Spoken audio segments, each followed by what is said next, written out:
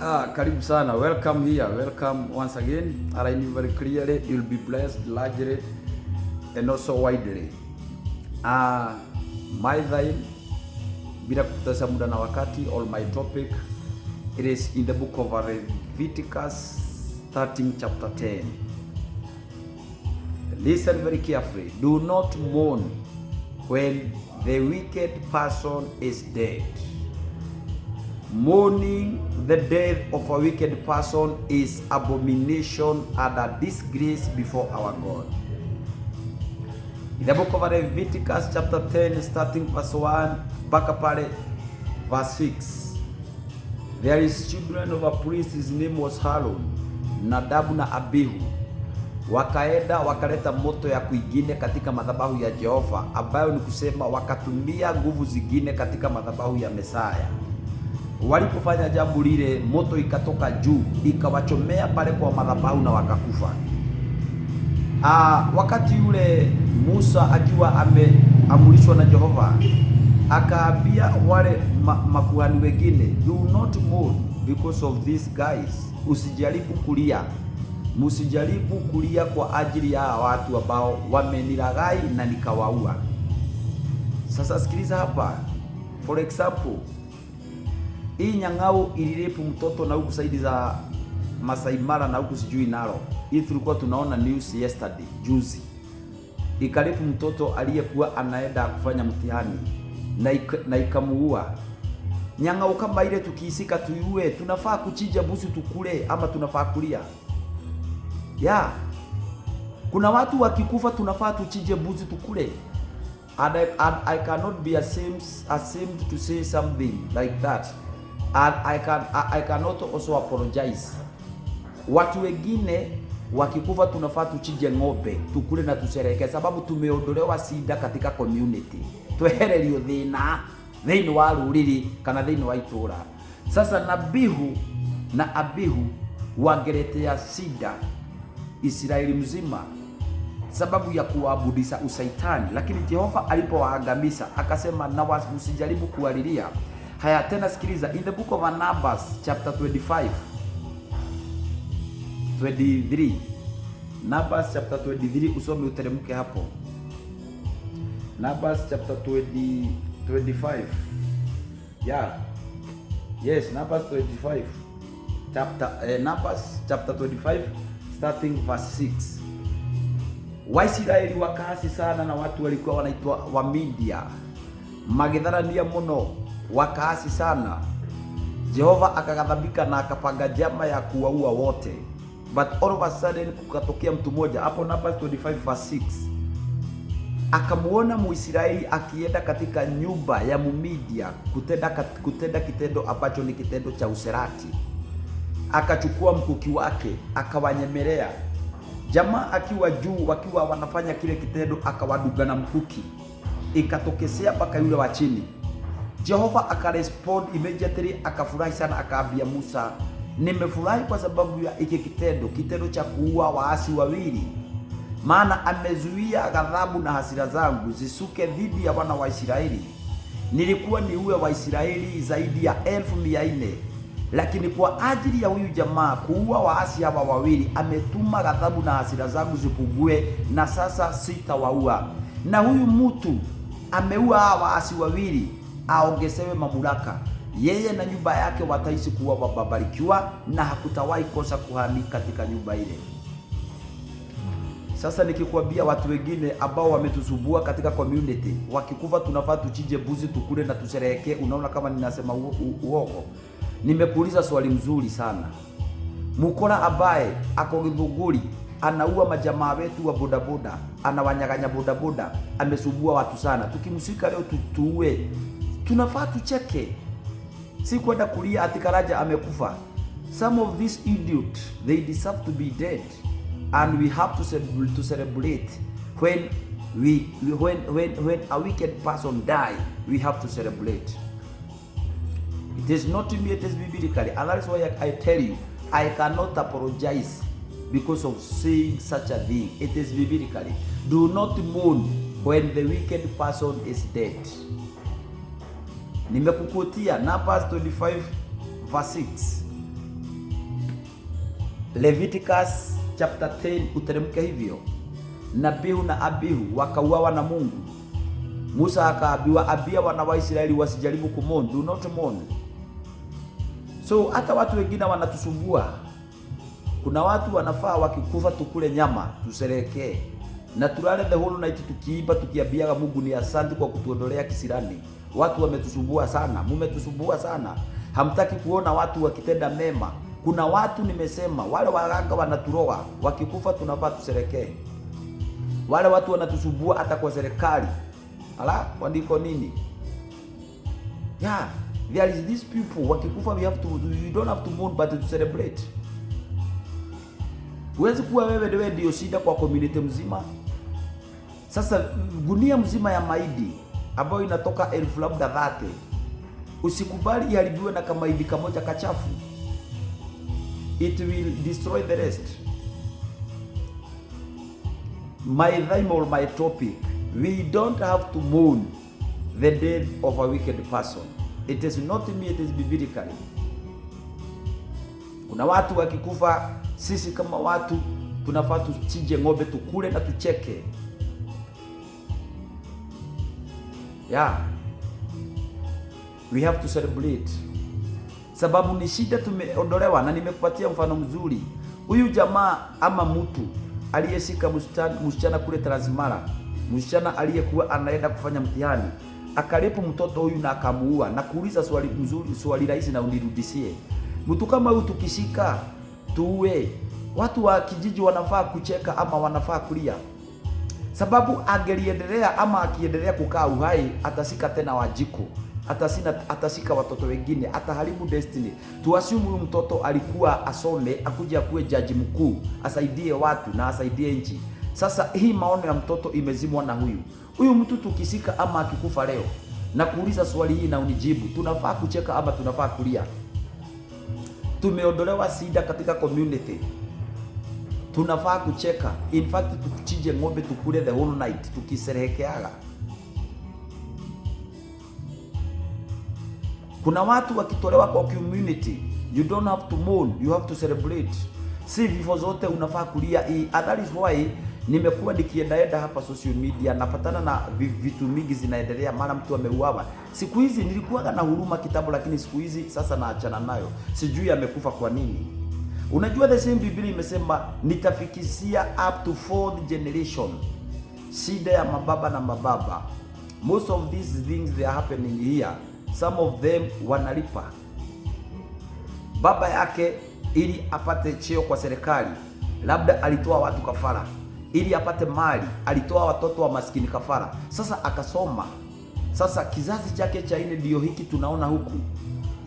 Sasa zingine, unajua Mungu vitu zingine zinafanyikaga, si Mungu hana uwezo wa kuokoa, lakini unajiuliza maswali, kwa nini Mungu umeacha hawa watoto wadogo wakafanywa hiyo?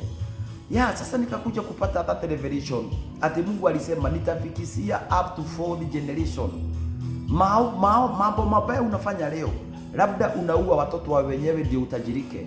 Kizazi chako cha nne kitalipa. Wewe umeua mtoto wa wenyewe akiwa katika kidato cha 8, wako atakufa akiwa kidato cha 4. Sasa zingine unatuona hapa tunalia, why? Mbona hizi vitu zinafanyika? Most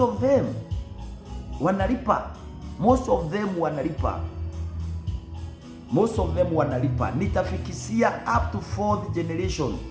Maovu ya mababa na mababu, watoto wao wa kizazi cha 4 watalipa.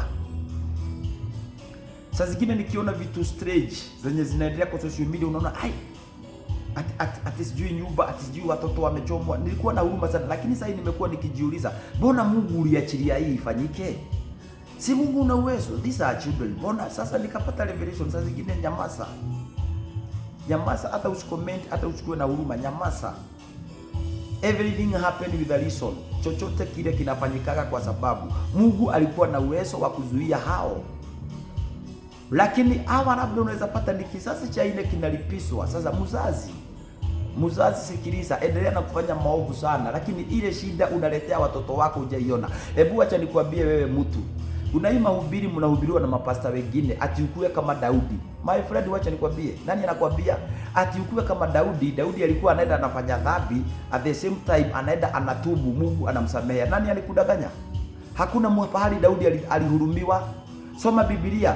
Daudi akachukua mke wa Uria akamuua na akalala na bibi yake. Akaua Uria na akachukua bibi yake.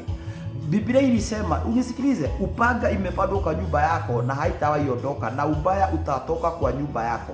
Hebu angalia historia ya Daudi. Daudi aliachia watoto wake shida. Amnoni analala na Tamaru, vile tu Daudi alilala na wanawake wa wenyewe. Analala na sister yake Tamaru. Naye Absalom ndugu yake after 2 years anakuja anafanya revenge, anaua Amnoni brother yake kwa ajili ya kulala na Tamaru sister yake. Absalom huyu tu baada ya kuua Amnoni, after some time akakuja akalala na bibi za baba yake. Vile vile akauawa na askari wa baba yake. Daudi aliishi kulia miaka yake yote. Nani alikudanganya? Nani alikudanganya ati Daudi alisamehewa? Ati pastor wengine anakuhubiria anakwambia ati uige mfano wa Daudi. Daudi alikuwa nasi, anaenda anapiga magoti. Nani alikwambia? Daudi aliachia kizazi chake shida. Mpaka leo kizazi cha Daudi kina shida. Sababu nilipofanya research nikapata hii upanga yenye Mungu aliambia Daudi, nimepanda upanga wa vita kwa nyumba yako. Sijaona kizazi cha Daudi mtu alitokea akaondoa hii upanga. Nilikuwa nafanya research sijaona. So igali iko ati uue watu, uibe watu, uende kanisa utubu. Utubu wapi? Ati kama Daudi. Daudi hakuna bali alisamehewa. For your information, tunaona Daudi wakati katoto alizaa na Uria kalipokufa tunamuona akilia. Wakati Amnoni ameuawa na Absalom tunaona Daudi akililia mwanawe. Wakati mtu anaitwa Absalom ameuawa na jeshi ya Daudi tunamuona vile vile Daudi akilia.